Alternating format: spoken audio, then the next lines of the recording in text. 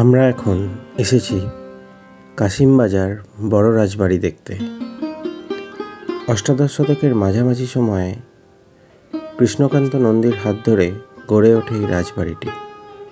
ইতিহাসে তিনি কান্ত মুদি নামেও পরিচিত, কারণ তার বাবা রাধাকৃষ্ণকান্ত ছিলেন কাশিমবাজার অঞ্চলের একজন মুদির দোকানি। সপ্তদশ শতকে গড়ে ওঠা দুটি ইংরেজ কুঠির মুদির সমস্ত মাল সরবরাহ করতেন কান্ত মুদি। সেই সময় থেকেই বাংলায় তখন সদ্য পা রাখা ওয়ারেন হেস্টিংসের সঙ্গে তার খাতির জমতে শুরু করে।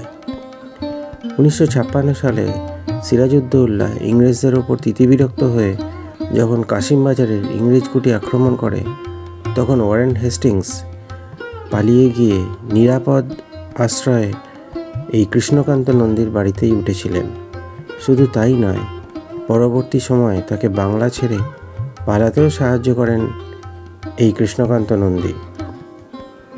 এই উপকার কিন্তু হেস্টিংস সাহেব ভোলেননি।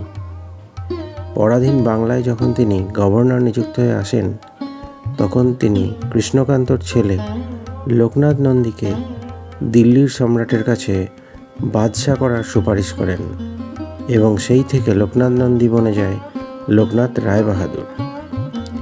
এরপরেই নির্মিত হয় প্রাসাদটি।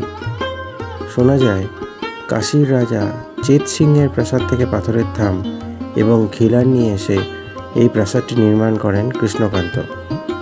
রানী স্বর্ণময়ী নির্দেশে রাজবাড়িতে তৈরি করা হয়েছিল লক্ষ্মী জনার্দন মন্দির। এর অনেক পরে মহারাজা মনীন্দ্রচন্দ্র নন্দীর আমলে প্রাসাদের প্রবেশদ্বারে লম্বা পিলারযুক্ত অংশটি যোগ করা হয়। তবে সময়ের সঙ্গে সঙ্গে যেমন ইংরেজ আমল ভারতের ইতিহাসের অংশরূপে স্থান পেয়েছে, তেমনই এই প্রাসাদও অতীতের ভারে নিজের জৌলুস হারিয়েছে। বর্তমানে প্রাসাদটির অবস্থা এতখানি শোচনীয় যে ভিতরে পা রাখাই নিষিদ্ধ, যেটা আপনারা ভিডিওতে দেখতেই পাচ্ছেন। রাজবাড়ির সামনের অংশে একটি ভগ্ন বাঁধানো জলাশয়ের মতো খানিকটা অংশ এখনও অবশিষ্ট রয়েছে। রাজবাড়িকে আড়াল করে গড়ে উঠেছে বড় বড় অট্টালিকা।